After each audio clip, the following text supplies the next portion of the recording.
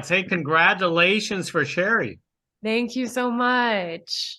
You know what? This is a surprisingly really good film. I mean, this is a terrific role for you. Thank you. Yeah. It was a lot of fun to play for sure. Most excellent. So, what initially drew you to something like Sherry in the first place? She felt like a real person.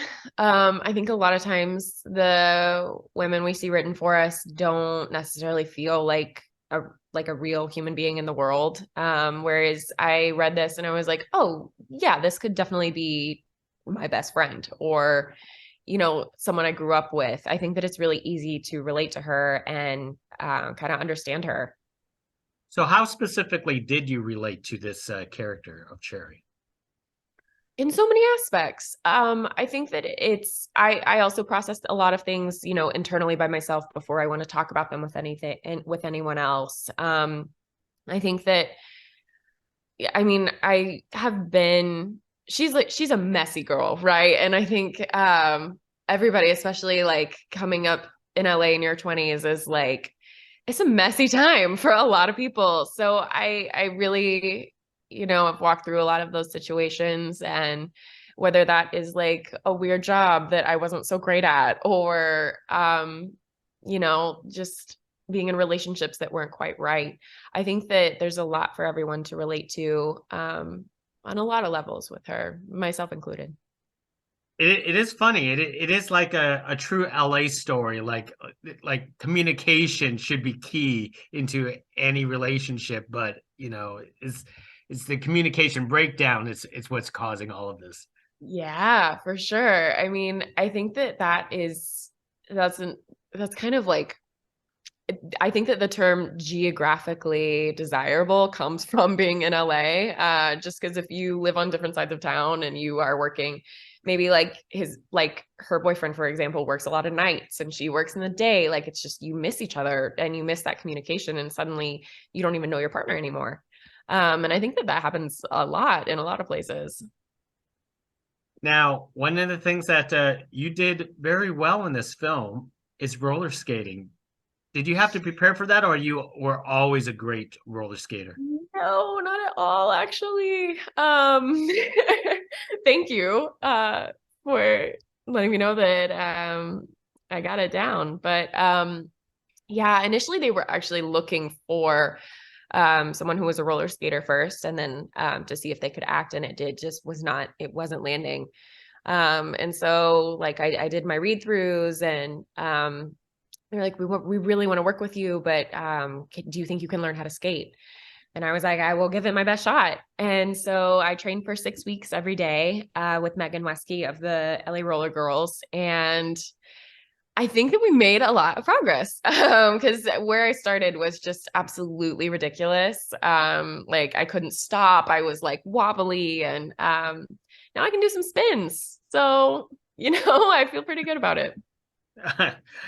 Well, you went beyond me. I mean, I put one on, fell on my butt, and never put it on again. So, Oh, I don't blame you at all. I had any kind of like padding you can imagine. I was the Michelin man. There were falls everywhere.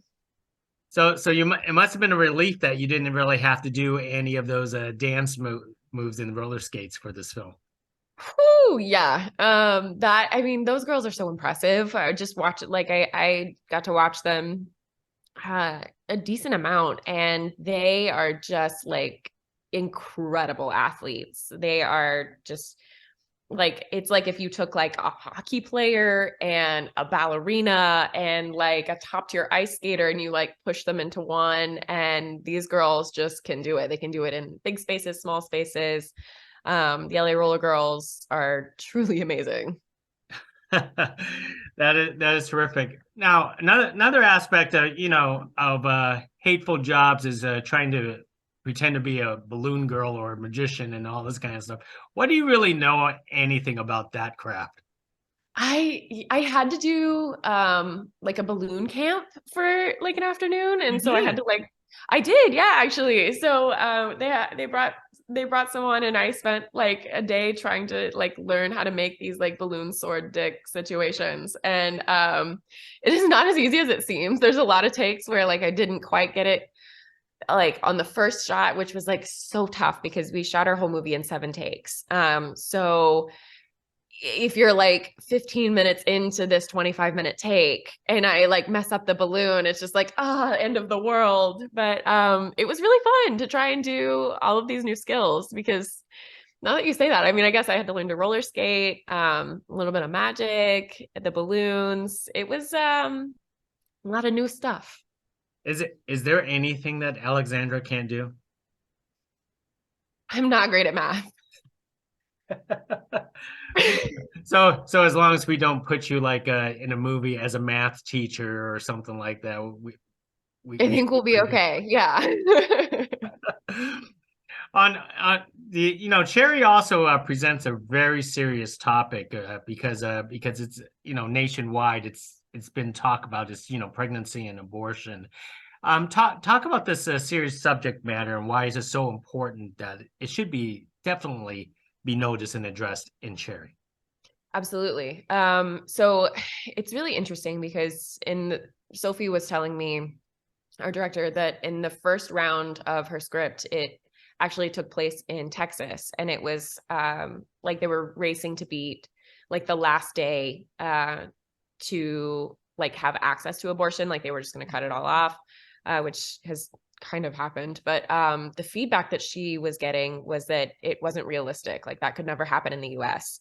So to see how quickly things have evolved in such a short time is terrifying. And I'm really glad that we have the opportunity to share this movie because I think that we make it really clear that like Cherry is not a victim nor is she a villain. Because I think that a lot of times, especially in a lot of these places where there are these really strict laws that are there to stop women from being able to make this choice for themselves or their family or whatever they need to do. So I'm really proud that our movie is coming out at such a pivotal time, and I really hope that it can make a difference somewhere to anyone. Most excellent. I mean, not spoiling about the pregnancy or abortion itself, but do you agree with Cherry's decision in the end? Absolutely. Yeah. Sure. That is pretty awesome. So Alexandria, tell us what draws you to like indie films like Cherry itself. Like why do you love indie films is what I'm trying to go. I think indie films are the best because you have so much creative control that you don't necessarily have on, these bigger budget movies where, you've got like your script supervisor who's like, this is it, say this verbatim. And you just don't have as much opportunity to contribute to your character. Whereas Sophie and I really worked hand in hand for several weeks leading up to our movie and up to shooting at least. And even while we were shooting, if I was like we did a take and we would discuss, like she would be asking like, how does this feel? Like, does this feel authentic to you? Is there anything you want to shift? So it was really a pleasure to be able to have that kind of input, which I think is the special part because you really do feel like a team. Everyone, it feels like a team, your entire crew, and it's just kind of like a family.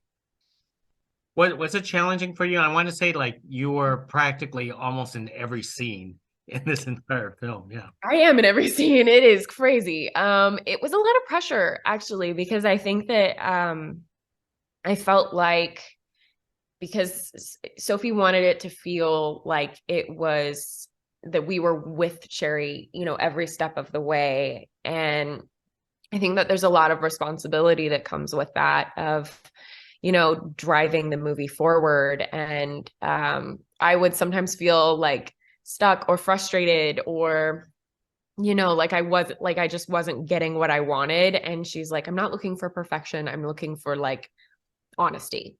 So like if that's where we were that day, that's where we were that day. And it did, even like watching it now, I feel like sometimes it's a little overwhelming because it's just like, okay, like I'm watching this journey that like I have kind of helped to create. And it's, yeah, I don't know, it's really scary to be in every scene because it does just feel very personal. So I have a hard time when people are like, oh, I liked the movie or I didn't like the movie, because then I'm like, oh, that's me. That means they didn't like me. Um, it's a weird thing that I'm learning to, I don't know, live with, I guess. Well, I guess to some people it's a tall order, but you know what? You you've done wonderfully for yourself. So what's up next after Cherry? Yeah, you can catch me on Netflix in a series called From Scratch, opposite Zoe Saldana, which was amazing. And Zinga Stewart was our director, who is just like a dream. And I have a really small part in the Russo brothers movie Electric State. Wonderful, wonderful. Well, Alexandria, thank you very much for speaking to us about Cherry. You are terrific in this film. No wonder why certain audiences love it from the film festival. So, Thank you so much. That is so nice of you. hey, thank you. Thank you. Bye now. Thanks.